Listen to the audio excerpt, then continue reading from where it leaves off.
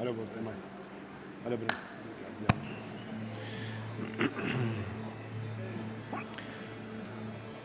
Bom, daremos agora início ao quinto painel do dia, que tem como tema novas tecnologias e ferramentas de gestão. E para moderar as discussões nesse painel, eu convido ao palco nosso integrante do time da Data Agropecuária, ele que é analista dessa equipe, o Guilherme Yankee. Por favor, Gui, junte-se a nós aqui no palco. E para compor as discussões desse painel, convido também Michel Tortelli, que é COO da Finpec, nosso amigo Paulo Dancieri, que é CEO da Bovexo, e o Head de Commodities da B3, o Luiz Gorbin. Por favor.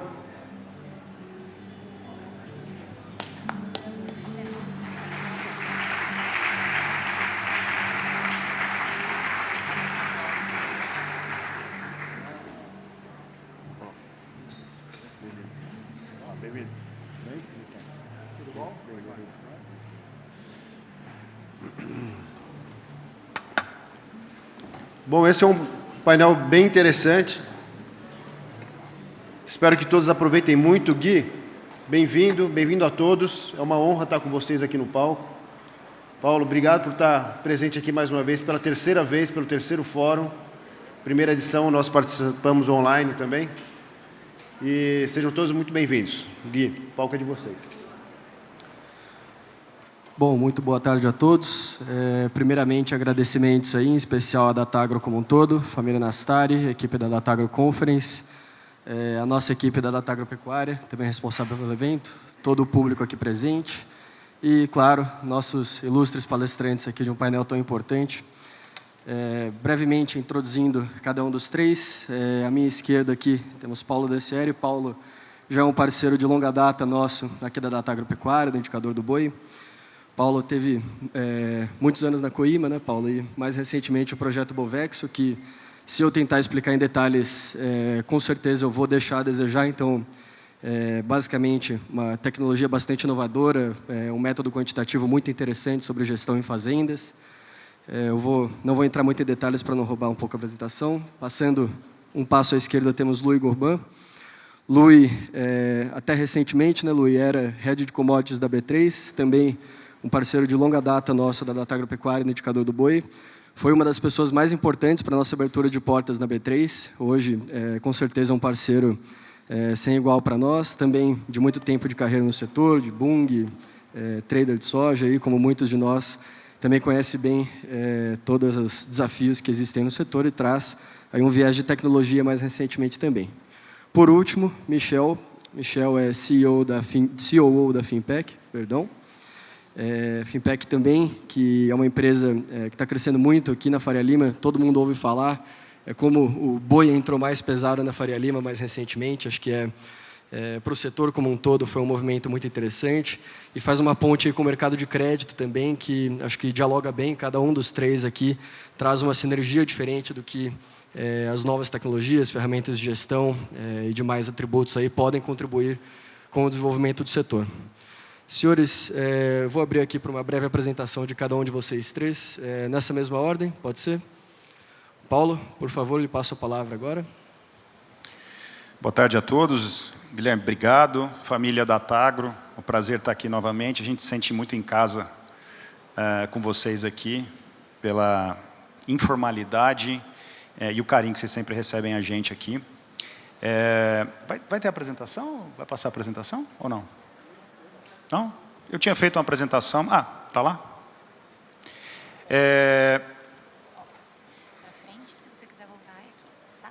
Aqui, né? Tá bom. Eu vou passar só 2 ou 3 slides aqui rapidinho, só para vocês olharem um pouquinho a cara da tela quando a gente for falar. Mas pediram para a gente falar aqui sobre novas tecnologias e ferramentas de gestão, né? Primeiro que é bastante engraçado falar sobre nova tecnologia em 2023, quando a gente tem que pedir, pelo amor de Deus, para o pecuarista pesar o animal dele e ainda explicar que isso é importante, né? Então, quando a gente fala de nova tecnologia, a gente tem que ter um certo cuidado com esse termo novo, né? Tem muita coisa que está acontecendo, nós vamos discutir aqui hoje sobre inteligência artificial. A Bovexo é uma empresa que usa a inteligência artificial para ajudar o pecuarista no processo de tomar decisão, mas a gente tem que ter alguns cuidados que eles são extremamente importantes para que essas tecnologias sejam execuíveis, né? Que a gente consiga, de fato, implantar e extrair resultado delas, né? Nós aqui na Bovexo, né, o nosso sonho de construção da Bovexo foi ajudar... Onde que eu aperto? Para onde que... É aqui, não é? Aqui. O nosso sonho de construção da Bovexo, como o Gui falou, eu vim do mercado vendia balança antes, veio de um inconformismo da minha parte, porque desde criança a gente sempre trabalhou para a pecuária, sempre vendeu para a pecuária, sempre teve fazenda.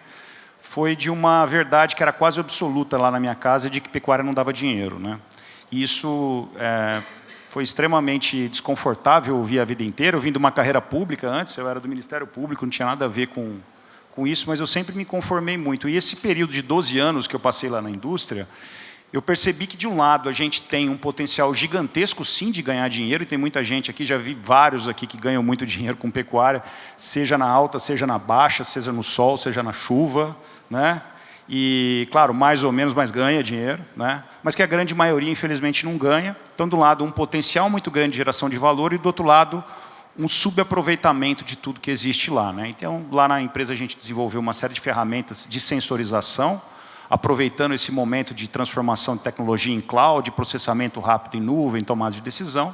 E aí, nesses bons encontros da vida, eu tive um encontro com meu sócio, que é um gênio na área de tecnologia, e eu disse para ele que eu tinha o sonho de ajudar a pecuária, com o nosso pedacinho de contribuição, a trabalhar naquelas alavancas, e tão somente naquelas alavancas que, de fato, pudessem impactar na geração de lucro dentro da pecuária, né?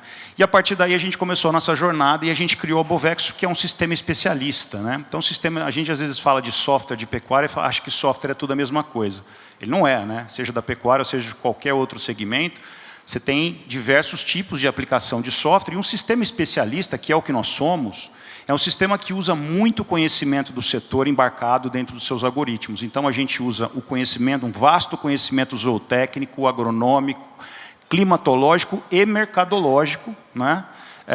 Para que o sistema consiga resolver as relações de compromisso que existem entre as variáveis que são capazes de entregar um resultado responsáveis mais ou menos de 70% a 80% do resultado econômico da operação. Então, como é que a gente faz isso dentro do sistema especialista, né? O porquê que é um sistema especialista? A gente parte do princípio de que o ser humano, ele tem por hábito, né, uma questão neurológica, tomar decisões muito enviesadas, né? O que é um viés, né? O viés cognitivo é um processo onde o nosso cérebro vai tomar uma decisão e ele acaba encurtando o caminho para poupar um pouco de energia. E quando ele encurta esse caminho, ele toma uma decisão parcialmente correta, mas parcialmente incorreta. A gente faz isso todo dia, da hora que a gente acorda até a hora que a gente vai dormir, né? É impossível a gente processar para cada decisão todas as variáveis possíveis na mesa para que a gente consiga tomar essa decisão. Só que quando acontece isso na nossa operação, na nossa atividade, principalmente na pecuária, que é multifatorial, extremamente complexo, isso custa muito caro. E aí começa a ter o porquê de baixas margens dentro da pecuária. Então, e isso não é demérito de ninguém, não. Isso é realmente uma dificuldade muito grande de você acessar esse processo cognitivo. E aí vem o que a gente chama de inteligência artificial, para auxiliar o pecuarista a não tomar decisão enviesada dentro das variáveis que são importantes, né? Então, eu costumo falar, quando eu faço essa apresentação, o pecuarista ele se gaba porque ele é bom de conta, né? Então, eu costumo perguntar, você é bom de conta? Né? Todo pecuarista fala, eu sou bom de conta, né? Então, vamos lá, vamos fazer uma brincadeira aqui muito básica, né? Uma conta muito simples. Vamos começar com uma conta mais simples, depois a gente complica aí, né? Um pirulito e uma bala custam juntos, os dois, R$1,10. O pirulito custa R$1 a mais que a bala. Pergunta rápida, quanto custa a bala? 10 centavos? 10 centavos, né? Pois é. Será que é 10 centavos? Será que é 10 centavos? A gente faz essa brincadeira, e essa brincadeira não é minha, essa brincadeira é cópia para quem leu, do Daniel Kahneman, que é o Nobel de Economia. Então, se vocês acharem ruim essa brincadeira, vocês briguem com o Nobel de Economia. É que a gente se gaba tanto em saber fazer conta, e o resultado dessa conta é 5 centavos. Por que a gente errou numa conta de 1,10? Uma operação básica. Porque o nosso cérebro trouxe, por uma série de vieses cognitivas, de que a diferença entre quando eu falei R$1 a mais, vocês entenderam R$1. E vocês esqueceram o a mais. Se fosse 10 centavos, a bala e o pirulito custariam 1,20. Então custa 5 centavos. Essa brincadeira muito básica é o pano de fundo para a construção daquilo que a gente fez dentro da Bovexo. Eu vou passar, porque eu não preciso falar da dificuldade, do abismo que existe entre resultados econômicos na pecuária de corte, entre os produtores que estão mais maduros sob o ponto de vista de gestão e dos que não estão, ou a maioria deles, né, pensando no mainstream aí da pecuária brasileira. Mas o fato é que nós temos uma pecuária ainda que tem um potencial a ser explorado de rentabilidade muito grande, e ele não é bem explorado, que ainda emite um CO2 que pode ser melhorado. A gente tem uma discussão enorme em cima disso, mas tem um CO2 equivalente ainda que a gente pode melhorar demais em cima disso aí. Né? E grande parte do que acontece sobre esse aspecto que eu estou falando é o momento que a gente tem de ferramenta na mão. Então, quando a gente fala de pecuária 4.0, quando a gente fala de pecuária de precisão, e eu gosto de usar sempre o termo de pecuária de decisão, e não é um termo acadêmico, né? Cada um tem hoje a sua forma de denominar as coisas, então a gente costuma simplificar esse termo de pecuária de decisão, que é basicamente o momento em que a gente tem que colocar os processos da nossa fazenda a serviço das janelas de oportunidade econômica e não o inverso. E por que eu estou falando isso? Eu estou falando isso porque nós estamos falando de tecnologia aqui, digital. Esse é um dos grandes entraves, é uma das maiores objeções para que qualquer boa tecnologia digital funcione na sua fazenda. Né? Explicando de uma forma mais simples, você chega para o seu cliente, ou para o seu potencial cliente, e você diz que você tem para ele uma ferramenta que pode otimizar o ganho dele, e ele pergunta o que tem que fazer. E quando você fala que existe uma necessidade mínima de você apurar seu custo, de você pesar o seu animal, coisa simples assim, identificar o seu animal, ele fala, não, mas isso vai dar muito trabalho. Né? Então, qualquer indústria que se desenvolveu e chegou em níveis altos de rentabilidade passou por necessidade de atenção aos seus processos. Né? Então, quando a gente fala de tecnologia, de inteligência artificial, que é um pouco que a gente usa, e a gente vai explicar um pouquinho as tendências de tudo isso, a base e o pressuposto disso é que os processos, a atenção do usuário aos processos é extremamente importante. Eu vou explicar rapidamente o que o nosso sistema faz. A gente pega todo esse conhecimento que eu disse para vocês, então, como que cada tipo de raça vai crescer, como cada tipo de raça vai engordar, como que forrageira vai performar em água seca, transição, solo adubado e não adubado, como que a curva de preço mercado futuro e presente impacta em tempo real, né, dentro da pecuária de corte. O sistema processa tudo isso e começa a interagir com o pecuarista em tempo real, entregando para ele decisões otimizadas dentro do processo dele. Né? Hoje, a Bovexo utiliza 2 curvas de preço, né? A curva da Datagro, o indicador Datagro em tempo real, que a gente tem já através da nossa parceria, a curva do mercado futuro com a carta pecuária do Rogério Goulart, nosso amigo que está aí agora. E basicamente, e o nosso tempo está acabando aqui, o que a gente faz é ajudar o pecuarista a gerenciar em tempo real as tomadas de decisão dentro do processo deles. Né? Se tiver mais oportunidade para a gente falar lá na frente de alguns cases, mas a gente tem cases de clientes que estão multiplicando de 5 a 10 vezes a rentabilidade dele, só por ter um sistema apoiando ele no processo de tomada de decisão e deixando de lado essa lógica nossa de tomar uma decisão parcialmente correta e parcialmente o nosso lucro não ficar mais na mesa. Então, para ser bastante fiel ao meu tempo, que acabou neste segundo, agradeço.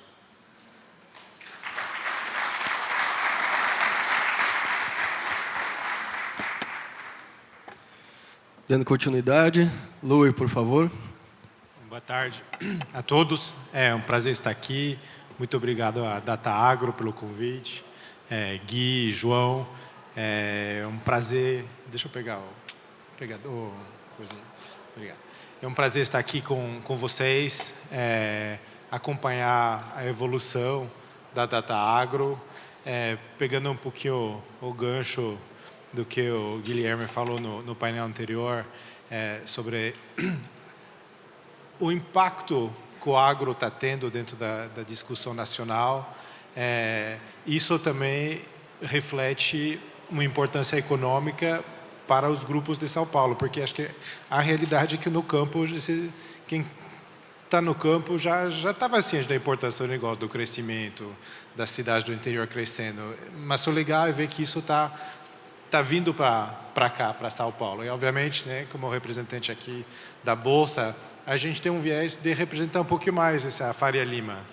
Mas no DNA da B3 tem o agro, né? A B3 nasceu do mercado do café, dos contratos do café, da negociação física do café, e apesar do grande crescimento talvez ter sido sobre eixos de produtos financeiros, a gente está vendo um grande retorno de interesse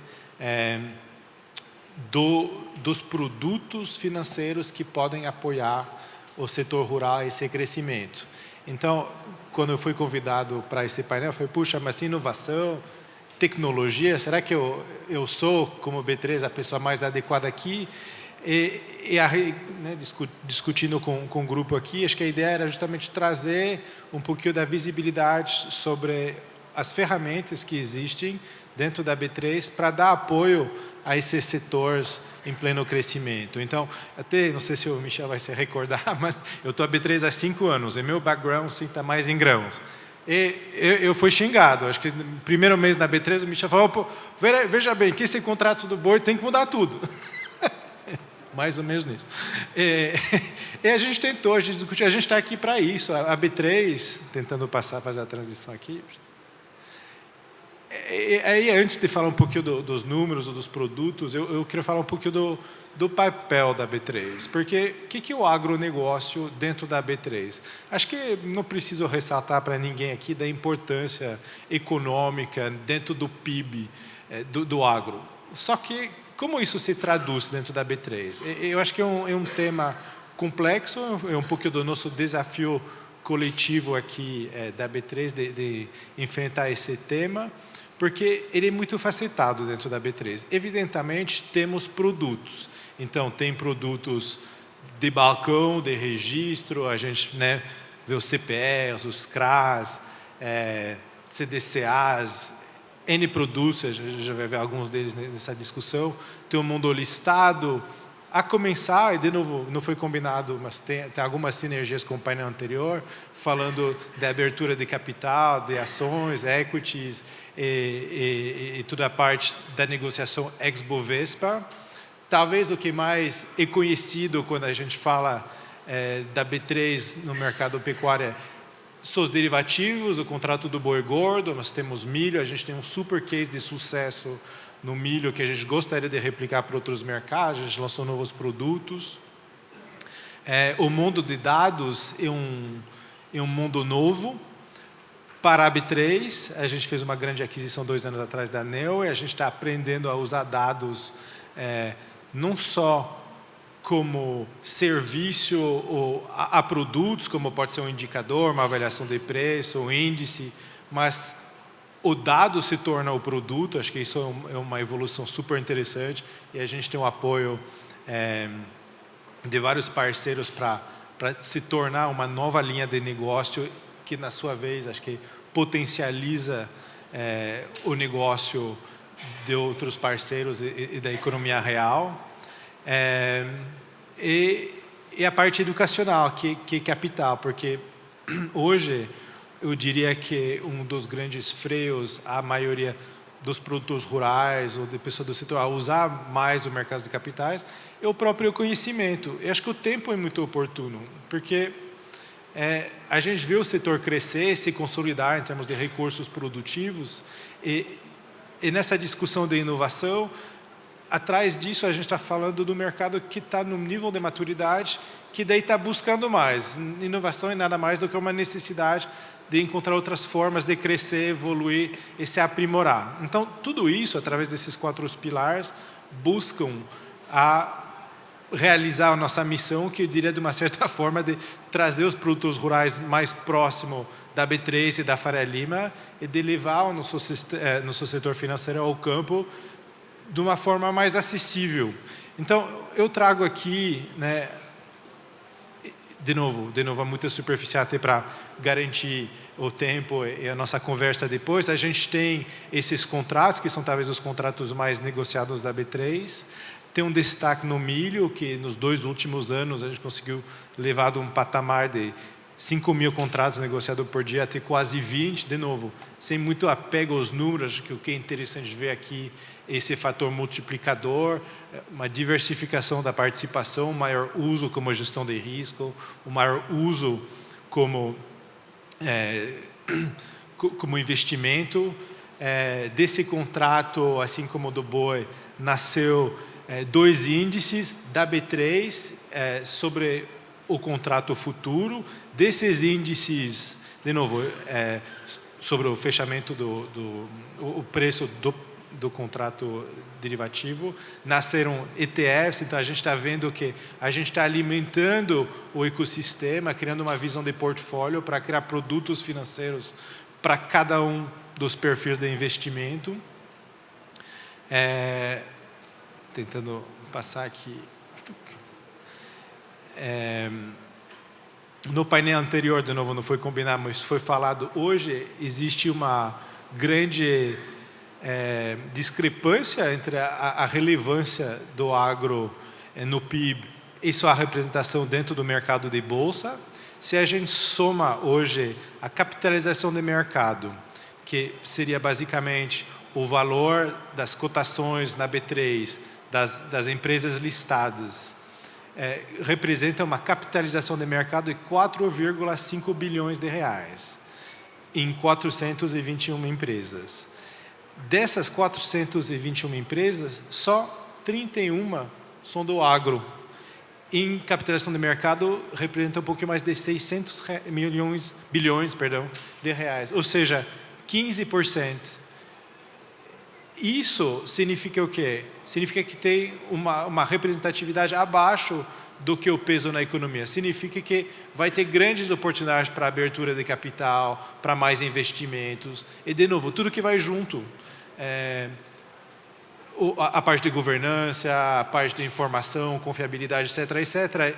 E fazendo vou voltar atrás. Fazer uma pequena parêntese aqui, até com o crescimento da Data Agro. Data Agro, sem conhecer toda a história, mas vem do mundo da cana, açúcar e etanol, né? E a gente viu que esses últimos anos também passou por uma grande diversificação e expansão, além da consultoria, mercados de capitais, se diversificou no café, no boi. Então, de uma certa forma, por analogia, a gente está vendo que esse é um setor fértil para um crescimento financeiro e uma profissionalização das suas operações. O mercado do balcão aqui fica muito pequenininho, né? Estou levando um alerta aqui de tempo. De novo, sem apego aos valores aqui, que são dados públicos no site da B3, a gente está vendo um tremendo crescimento quase exponencial de mercados de capitais como fonte de financiamento. As linhas subsidiadas de crédito não são suficientes, o plano safra não está suficiente, e não uma crítica, é um fato. As linhas de crédito direto dos bancos também não satisfazem essa demanda, o BART, o crédito privado das empresas de trading, também não está suficiente. Então, o mercado está buscando fontes alternativas confiáveis e seguras de investimento. Isso são os CRAs, CAs, CPR, pegar o gancho, já falar de Fiagro. Isso tem um potencial de crescimento gigantesco. E se aplica a vocês. E se aplica a vocês como pessoa física, se aplica a vocês como funcionários, se aplica a vocês como empregadores, como dono da empresa. São mecanismos que talvez seu momento pessoal, profissional, de companhia, não esteja pronto a se tornar investidor, se tornar estruturador, mas vale essa provocação de entender como funciona. Acho que, então, de novo, pensando nessa inovação aqui do nosso painel, de como a gente facilita o acesso da indústria, dessa cadeia de valor de uma mercadoria física para um setor financeiro que talvez pareça mais longe, mais abstrato, mas que não é, que faz parte do seu business, que faz parte do seu risco. E aí, de novo, um convite para escanear esses QR Code. Temos o Hub de Educação, que tem feito um site da B3, que hospeda conteúdo feito por parceiros em colaboração com a B3. A B3 faz a curadoria do material, garantindo a qualidade, fidedigna, enfim, material válido, de várias instituições, de novo, material gratuito.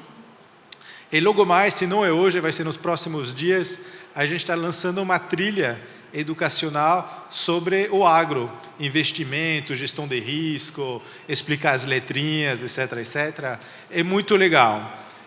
Eu convido vocês a acessar. Nesse QR Code não é o link da trilha, porque acho que, de novo, acho que vai ser nos próximos dias, mas tem um trailer, tem um vídeo, tem um pequeno spoiler. E, de novo, é um material que a gente co-criou com a CVM, a Comissão de Valores Mobiliários, né, que é o nosso regulador, um dos nossos reguladores, para, de novo, tentar ajudar e auxiliar cada uma aqui a tomar suas decisões, seus investimentos e fazer da forma correta e, de novo, minimamente começando a entender e abordar melhor esse tema.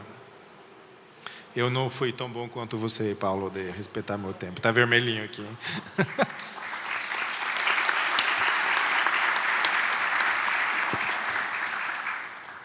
Bom, boa tarde a todos. Obrigado, Gui. Obrigado, João, pelo convite. É uma honra poder participar e ver lotado. A Finpec é uma empresa nova, né, ainda mais quando a gente pensa em tempo de empresa, uma empresa de 6 anos. Se a gente olhar em pecuária, né, que são ciclos longos, perenes não é nada, né, então a gente vê empresas no agro, no geral, global, com centenárias, né, então acho que o caminho do Brasil é esse. Quando a gente fala em inovação na pecuária, né, a pecuária é nova, né, a gente tem que pensar, se pegar, reunir tudo que foi discutido até agora e colocar no balaio, né, a gente vê que nós somos eficientes dentro da porteira, que existe um monte de tecnologia disponível para a pecuária, né, que existe muito pouco uso dessas tecnologias, né, então é um monte de ponto solto que a gente não está conseguindo conectar ainda.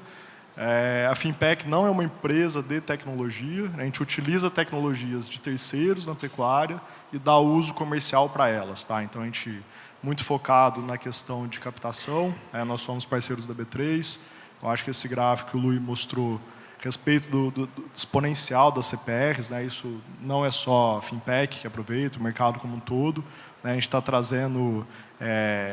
não a Finpec, mas a B3 no geral está trazendo transparência para esse mercado de CPR, isso é uma inovação. Né? E no boi ainda a gente caminha a passos lentos. Conectar o mercado financeiro à pecuária é um desafio enorme, né? Não só para nós, para todo mundo, e é um mercado muito amplo. Nós temos que lembrar que a pecuária sozinha é 8% do PIB. Né? Quando o Luiz mostra essa distorção de 400 empresas listadas na Bolsa e só 31 são do agro, quando a gente olha a participação no PIB da atividade real, é completamente inverso. Né? O agro é 30% do PIB, então tem uma inversão. E na pecuária é mais ainda.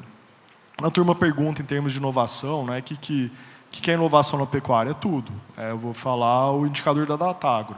É uma baita inovação. Né? A gente está num passo que, desculpa a crítica, mas que o CPE ainda faz a amostra, né, sendo que o que a gente tem disponível de tecnologia hoje dá para a gente colher todos os negócios realizados no Brasil. Né? Então, assim, isso é uma inovação, uma baita inovação, e assim, quanto mais transparente for o mercado, quanto mais transparente for a B3, mais players a gente traz, mais a gente consegue explicar para a cidade o que é a pecuária. Né? Um fato que todo mundo me pergunta, a pecuária no Brasil tem 500 anos? Tem, mas quanto tempo mesmo a população da cidade ou a população de mercado de capitais conhece? Muito pouco. Eu acho que um divisor de águas que nós tivemos aí foi o IPO dos frigoríficos. Né? Nós estamos falando em coisa de 15 anos. Né? Então, até 15 anos, hoje ainda a pecuária é o patinho feio do mercado de capitais, continua sendo. Né? Mas há 15 anos era horrível. Né? Assim, todo mundo, frigorífico que abre CNPJ e fecha CNPJ todo dia. Então, se a gente está formalizando, e não tinha como a gente formalizar essa cadeia, Se a ponta principal, que é o nosso distribuidor, né, que o frigorífico nada mais é do que um distribuidor dos nossos produtos, se ele não fosse formalizado e se ele não acessasse o mercado de capitais.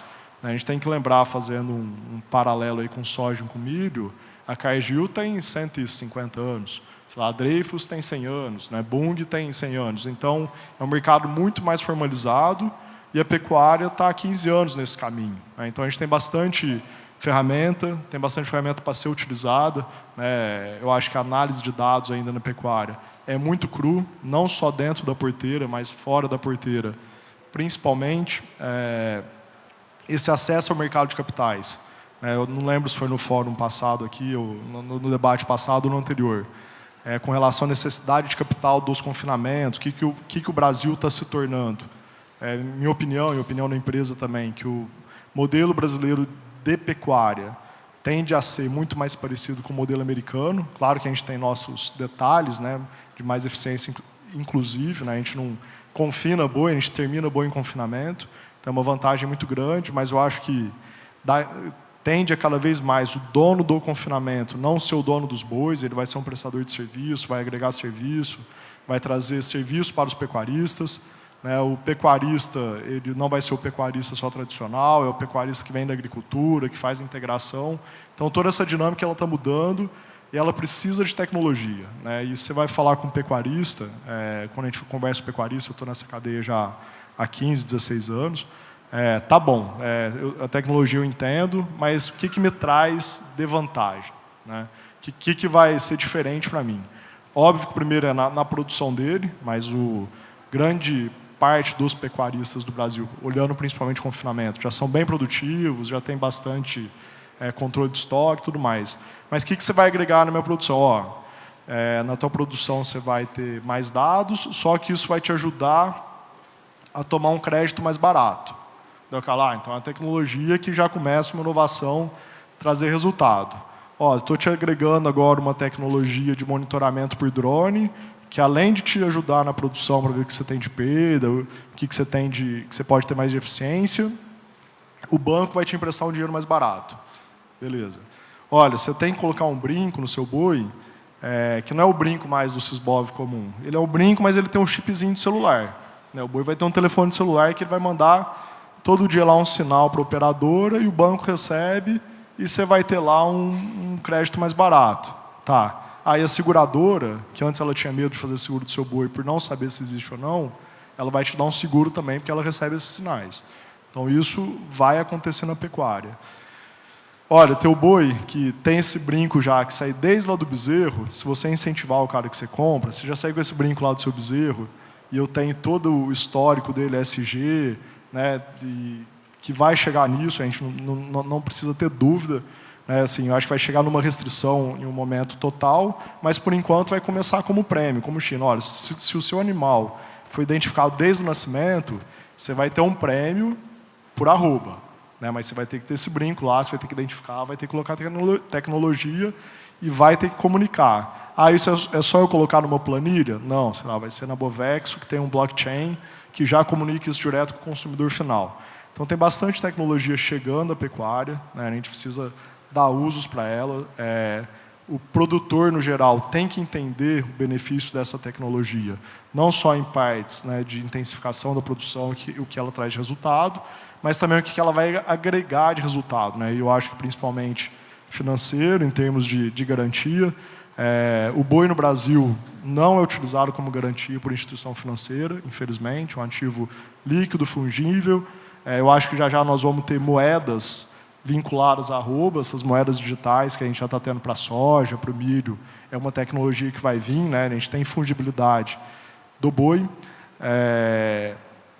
E o boi, então, só um parênteses, a gente estava, semana passada, a gente recebeu um pessoal dos Estados Unidos, e o pessoal assustado lá, que também boi como garantia lá é difícil, e eles estão, a taxa de juros para o pecuarista norte-americano está 11% em dólar. Eles nunca viram isso na história. Assim, Você pega que a taxa básica de juros lá está 5,5%, da pecuária está 11%. Então, os caras estão sofrendo lá também com taxa de juros. Então, assim, o Brasil tem muita tecnologia, tem muita inovação, nós temos que comunicar. Eu acho que assim, a comunicação que o Gui Nastari falou é fundamental, né? Então, o agro, no geral, está à frente do Brasil, da pecuária. A pecuária a gente está muito atrás, né? Mas assim, comunicar só simplesmente vai lá na Globo e paga uma propaganda? Não. Nós vamos ter que, olha, o meu boi, o ônus da prova é nosso, como pecuarista. Ó, meu boi vem de área que não é desmatada, vem de área que não tem trabalho escravo, e o consumidor vai falar, mas de onde está isso? Está tudo no bottom. O boi tem um RG. Né? Você, ó, coloca um chip lá do celular, esse bottom que ele vai ter um RG. Tá? Então, eu acho que parte do processo nosso de inovação e de tecnologia da pecuária passa pela Faria Lima, né? A gente faz essa brincadeira de ser Faria Lima, mas é porque a grana sai daqui de São Paulo mesmo, não tem jeito, passa pela B3. Então, a gente tem que mostrar para o mercado financeiro no geral que a pecuária ela tem garantia, ela tem sustentabilidade, ela tem liquidez, né, e que é um mercado que sim pode acessar o mercado de capitais, pode e deve, né, eu acho que, como o Luiz falou, não existe recurso obrigatório, né, e se esse ano não existe, a gente imagina para frente, não é uma crítica, é questão de conta, quando a gente olha os balanços do governo, não tem como ter RO mais, então vai ter que vir de mercado livre, né, de recurso livre, e isso só vai ser possível se a pecuária acessar o mercado de capitais e passa por tecnologia, por inovação e por governança. Muito bem, muito obrigado aos três pelas breves introduções.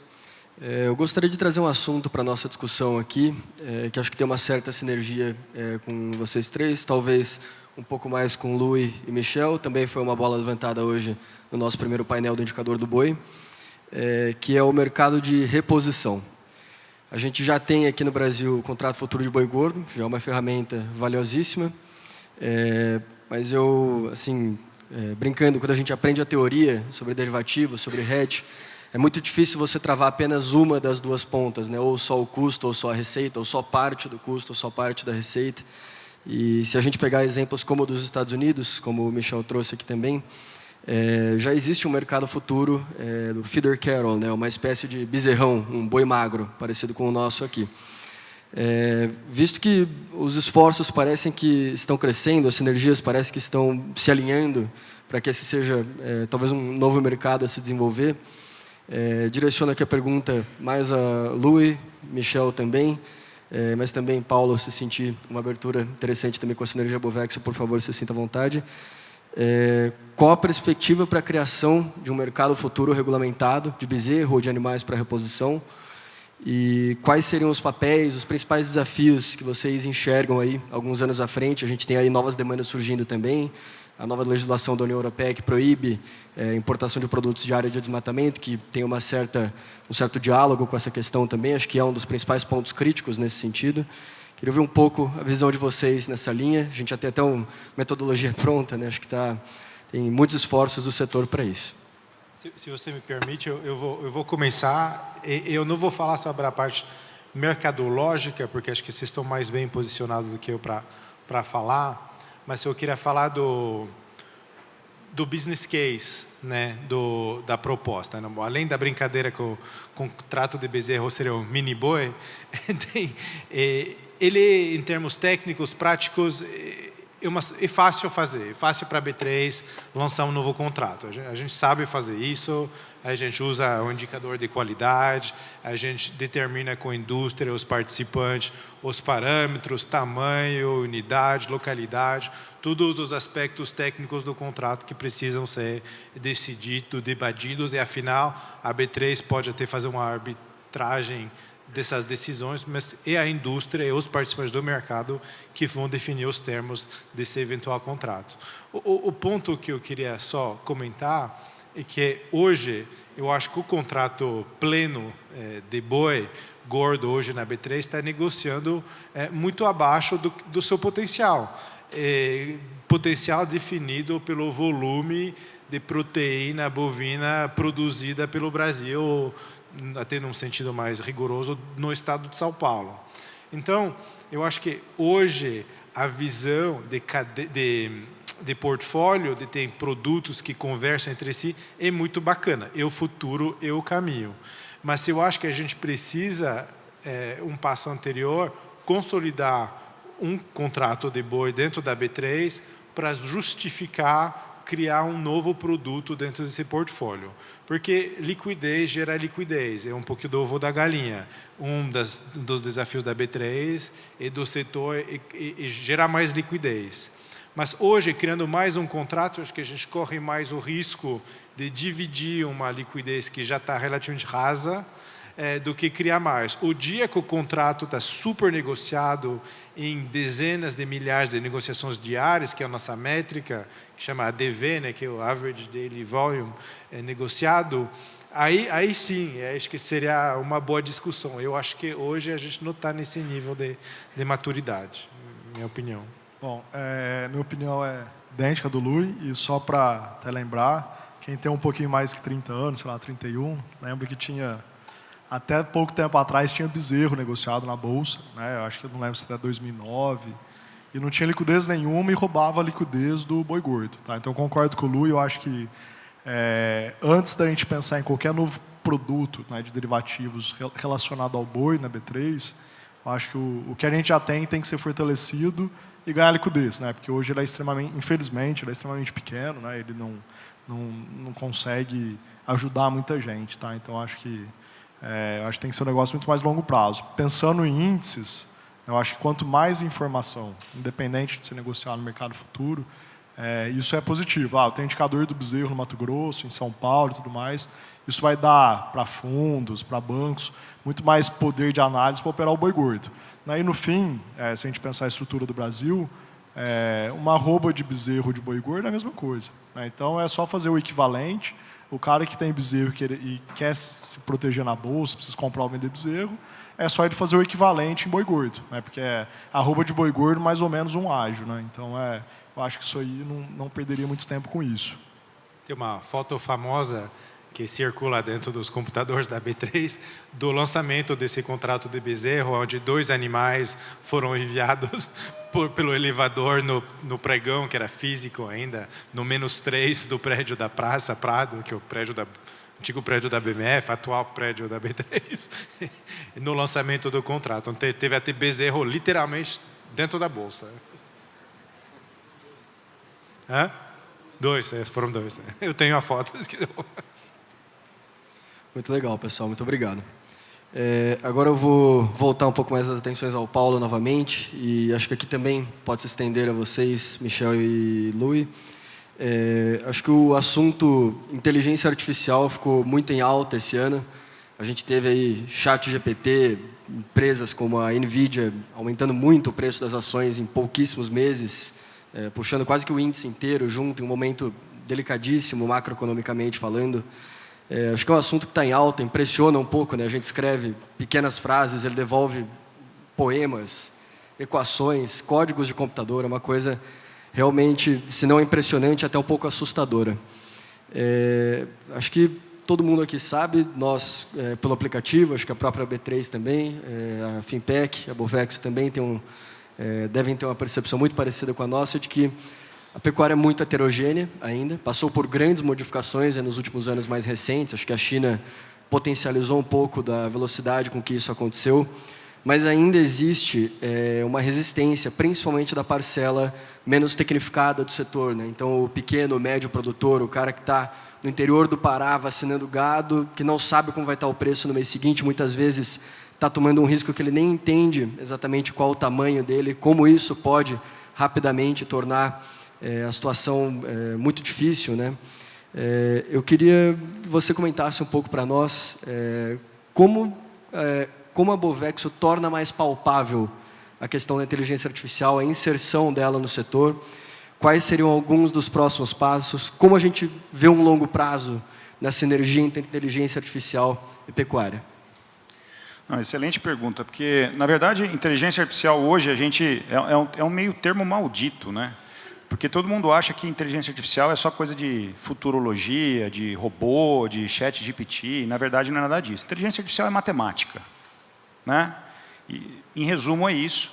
E como toda técnica, né, você tem várias metodologias de inteligência. Né? Você tem metodologias de pesquisa operacional, programação linear, códigos genéticos, machine learning, deep learning, etc. E conforme a capacidade de processamento vai aumentando, essa inteligência ela vai evoluindo também. Então, o que a gente está vendo esse ano do ChatGPT é justamente um poder de processamento gigantesco de compilação de informações e entregar isso em tempo real com aprendizado. Né?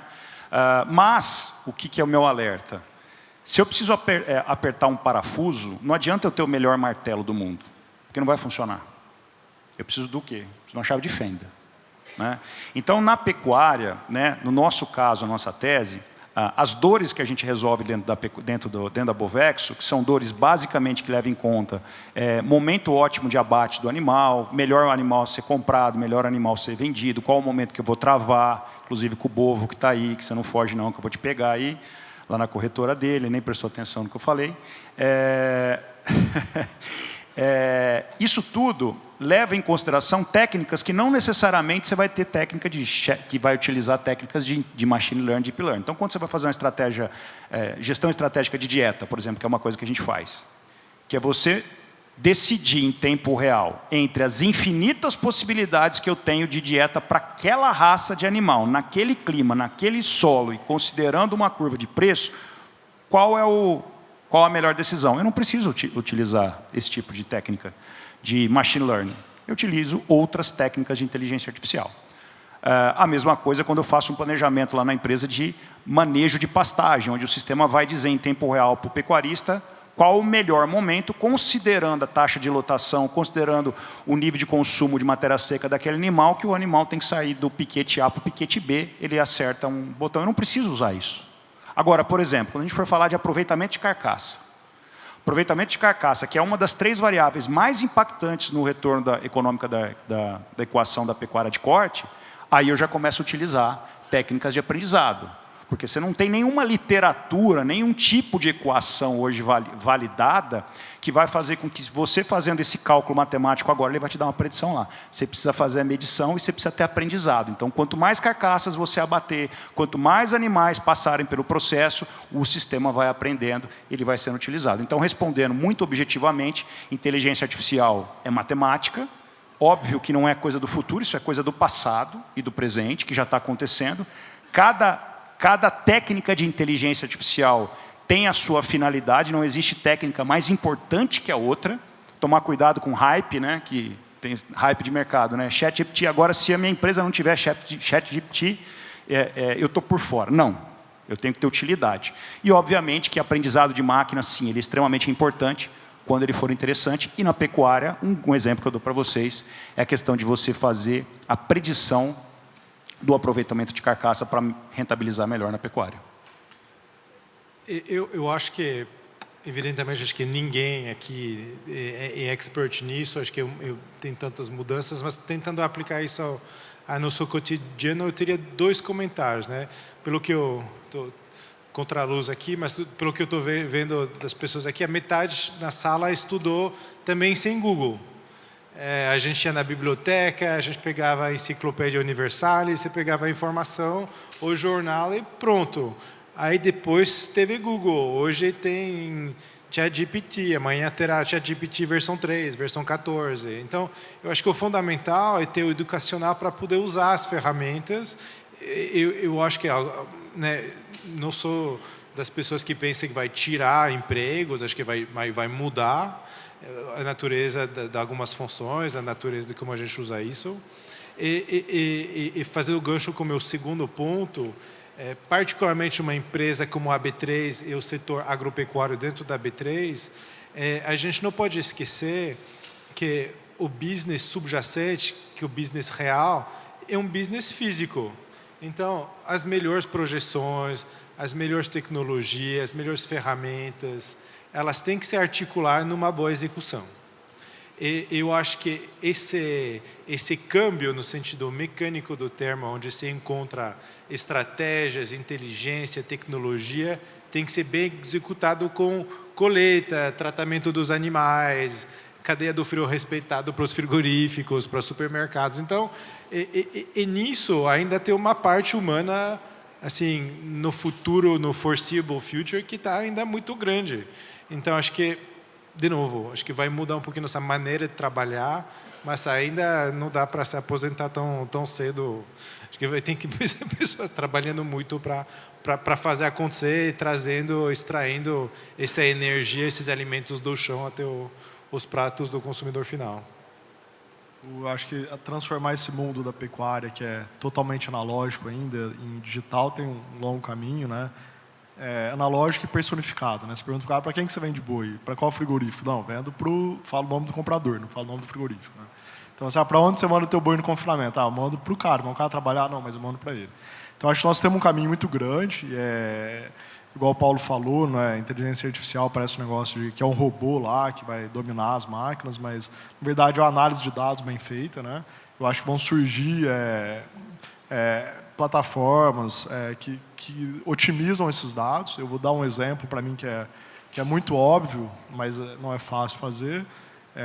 Na logística de boi, por exemplo, né? Se a gente pensar a logística de boi, ainda é a única logística que paga por quilômetro, a gente não paga por quilo, né, transportado. Então, é ruim para o dono do boi, é ruim para o dono do caminhão.